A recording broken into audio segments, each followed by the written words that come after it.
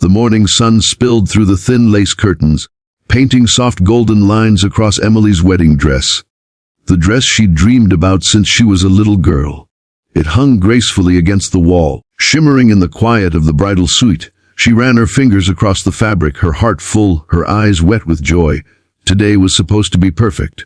Today, she was marrying the man she believed would love her forever, Daniel. But fate, as it often does, had other plans, a CTA-1 Before we dive deeper into Emily's story, take a moment to like this video, leave your thoughts in the comments, and subscribe to our channel, Whispers of Kinness, for more powerful true life stories that touch the heart. Two Emily's friends buzzed around her suite, laughing, fixing her veil, and taking selfies.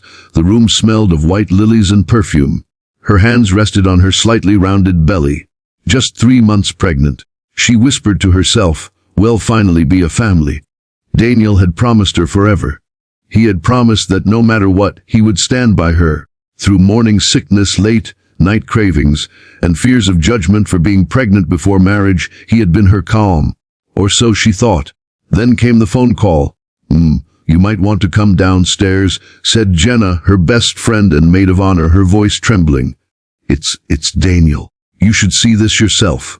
The confused and slightly anxious Emily's heart pounded in her chest. She gathered her flowing silk robe and made her way down the long hallway of the hotel. The laughter of her bridesmaids faded behind her, replaced by the rhythmic echo of her footsteps.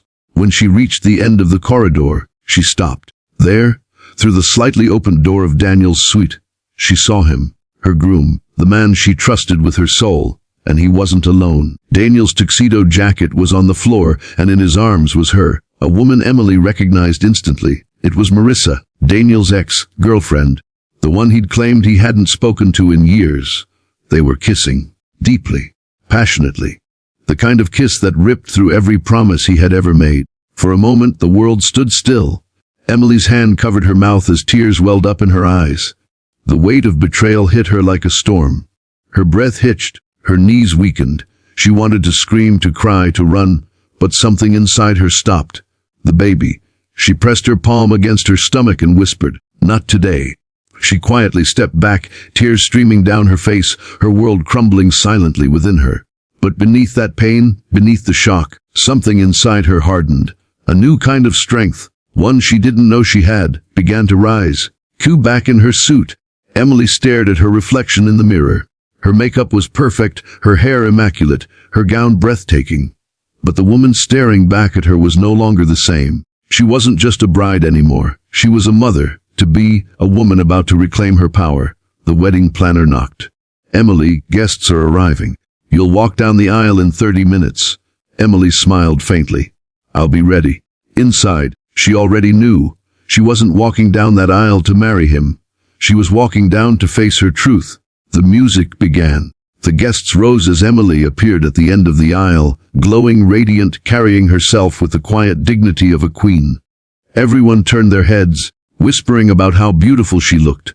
Daniel stood there at the altar, pale and nervous, unaware that she knew everything. Her father took her arm. "You ready, sweetheart?" Emily nodded softly, more than ever. When they reached the altar, Daniel smiled, trying to hide his unease. "You look incredible." She didn't respond. The priest began the ceremony. "We are gathered here today to celebrate the union." "Actually," Emily interrupted gently. The crowd gasped. Daniel's eyes widened. She turned to the guests, her voice trembling but strong. "Before we continue, I need to say something." The whispers spread through the crowd. The priest stepped back. "Today was supposed to be the happiest day of my life," she began, her voice cracking slightly. "I thought I was marrying a man who loved me, a man who would stand beside me, no matter what." Daniel's face flushed red. "Emily, can we talk about this later?" She raised a hand to stop him. "No, Daniel. You had your time to talk. Now it's my turn." The guests watched in stunned silence as Emily's eyes filled with tears, not of weakness, but of strength. "Just 1 hour ago, I found out that the man I was about to marry was in another woman's arms. The same woman he swore he had left behind." A collective gasp swept across the room.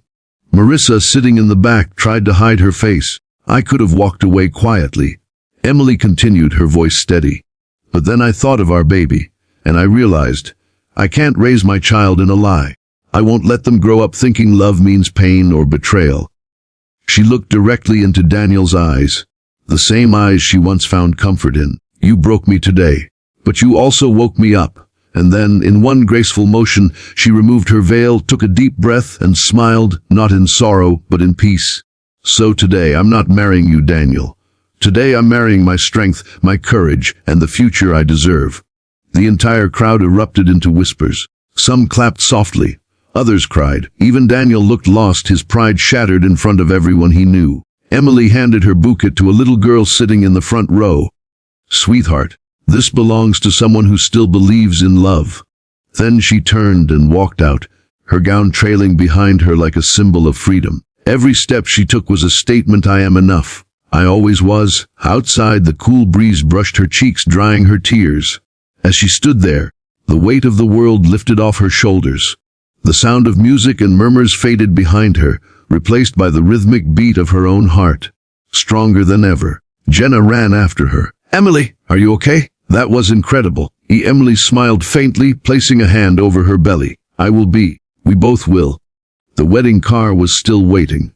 Instead of going home, she asked the driver to take her somewhere far. Anywhere she could start fresh. Somewhere her story wouldn't be defined by betrayal, but by rebirth. As the car drove away, the camera could almost capture her reflection in the window. A woman who had lost everything but found herself. Months later, Emily sat in a small cafe, her belly now full and round. She sipped her tea, reading a letter she had written to her unborn child. My little one, life doesn't always go the way we plan. People will hurt you, and sometimes love will break your heart. But never forget, pain is not your ending, it's your beginning. Because from that pain, you'll find strength you didn't know existed. And that strength, it's love. Real love. The kind that starts with you. CTA.